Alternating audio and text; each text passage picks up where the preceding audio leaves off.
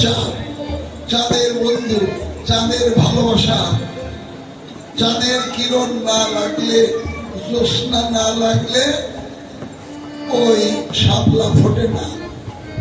তাই বললেন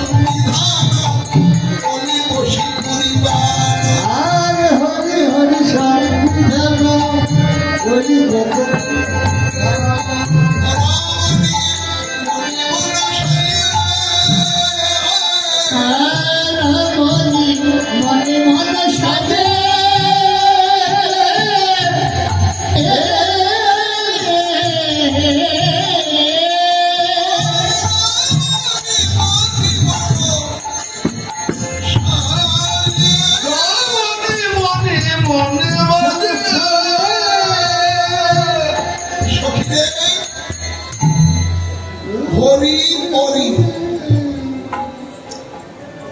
হরি শব্দের বিভিন্ন অর্থ হয়। হরি শব্দের এক অর্থ জল, এক অর্থ পদ্মপত্র, এক অর্থ ভেক ব্যাগ। হরি শব্দের আরেক অর্থ সর্প। এই একই হরি শব্দের বিভিন্ন অর্থ হয়। তো হরি হরি, এখানে হরি শব্দের অর্থ হলো ভেক বা ব্যাগ। হরি ব্যাগের শত্রুকে সাপ। প্রাণ বল্লভ গোবিন্দের জোড়া ভ্রুযুগল। ভ্রুযুগলের এমন অপূর্ব শোভা যেন দুটি সর্প মুখোমুখি হয়ে এক অভিনব শোভা বর্ধন করেছে। হরি হরি সন্নিধান। সন্নিধান মানে নিকটে। তাহলে ভ্রুর নিকটে কি? ভ্রুর নিকটে অলি। অলি মানে ভ্রমণ। অর্থাৎ প্রাণ বল্লভ গোবিন্দের কুঞ্চিত কেশাবলী, কোকড়ানো চুলগুলো যখন মা যশোমতী গুঞ্জা বেঁধে দিয়েছেন, যেগুলো চুল দীর্ঘ লম্বা সেগুলো গুঞ্জায় বাঁধা পড়েছে, আর যেগুলো নাতি দীর্ঘ বেশি লম্বা না ওগুলো গুঞ্জায় বাঁধা পড়ে নাই, সারা আছে, কিন্তু চুলগুলো কোকড়ানো। কোকড়ানো চুলের স্বভাব কি? গুচ্ছাকারে থাকে না। সেই ছোট ছোট চুলগুলো কেশরাশি গুচ্ছাকারে ললাটের এক প্রান্ত থেকে আর এক প্রান্ত পর্যন্ত দাঁড়িয়ে আছে, শোভা পাচ্ছে। প্রতিটি কেশ ও গুচ্ছকে চুলের থোকা থোকা ওগুলোকে মনে হচ্ছিল যেন ভ্রমর, অনেকগুলো ভ্রমর সারিবদ্ধ ভাবে দাঁড়িয়ে রয়েছে। তাই বললে হরি হরি সংবিধানে, অর্থাৎ প্রাণ বল্লভ গোবিন্দের মুখোমুখি দাঁড়ানো দুটি সর্প রূপ, যে ভ্রুযুগল, সেই ভ্রুযুগলের নিকটবর্তী কেশগুচ্ছকে ভাবনা হচ্ছিল যেন অলি ভ্রমর। অলি বসি পরিবার বসে আছে, মধ্য বাতাস সময় সময় নড়াচড়া করছে ভ্রমরের মতো। তাতে কি হয়েছে? প্রাণ বল্লভ গোবিন্দের যে দৃষ্টি কটাক্ষ, যে পাকা চাহনি, সেই পাকা চাহনি রমণী মনে মনে বাদ, সেই কটাক্ষ বাদ যেন রমণীর হৃদয় বিদ্ধ করে দিতেছে।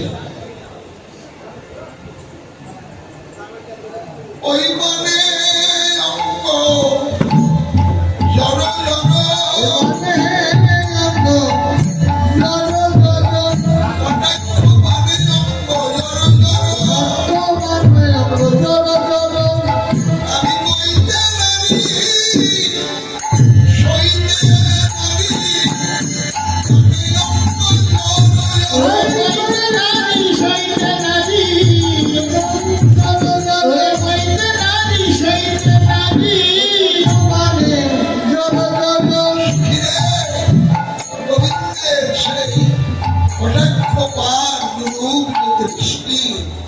আমার হৃদয়কে নিবদ্ধ করেছে। আমি এই রূপের জ্বালা তো আর সইতে পারি না রে ললিতারে, বিশাখারে। এই অপরূপ রূপের কথা আমার এই এক বদনে বলে আমি যেন তোদের নিকটে সুস্পষ্ট ব্যক্ত করতে পারছি না। আরো মনে হলো কি জানিস, ওরে খগেন্দ্র নিকটে আসি রসেন্দ্র বাজায় বাসি। খগেন্দ্র নিকটে আসি রসেন্দ্র বাজায় বাসি। খগেন্দ্র নিকটে বসি রসেন্দ্র বাজায় বাসি। খগেন্দ্র নিকটে আসি রসেন্দ্র বাজায় বাসি। যোগীন্দ্র মুনীন্দ্র আর যোগীন্দ্র মুনীন্দ্র মুরুষ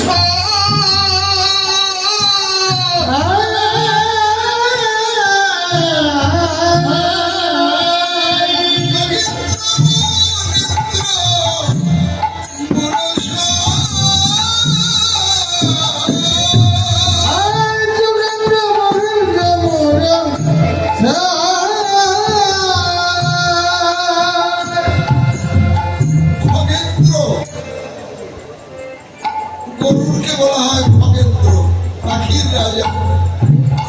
খগেন্দ্র প্রাণ বল্লভ গোবিন্দের যে নাসিকা, তার নিকটে বসেছে কে?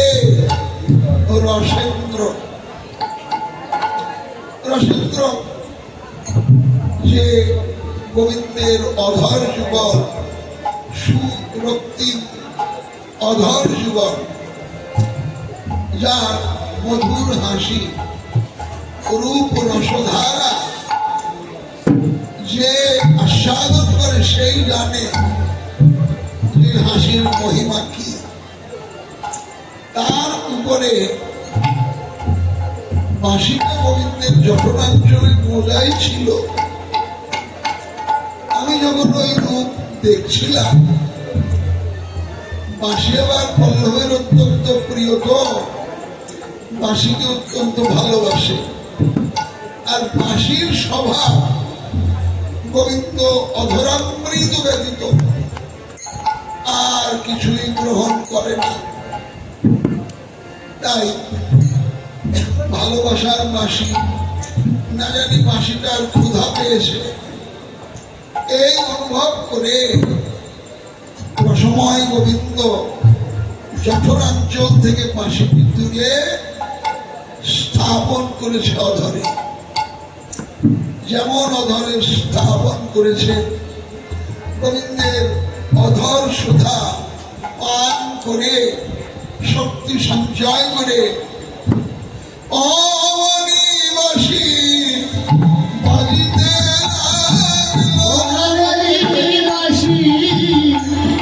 বাজিতে লাগলো,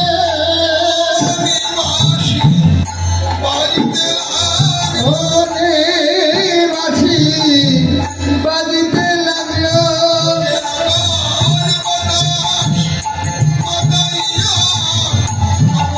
বাঁশি বাজিতে লাগলো। বাঁশি বাজিতে লাগলো, বাঁশি বাজিতে লাগলো।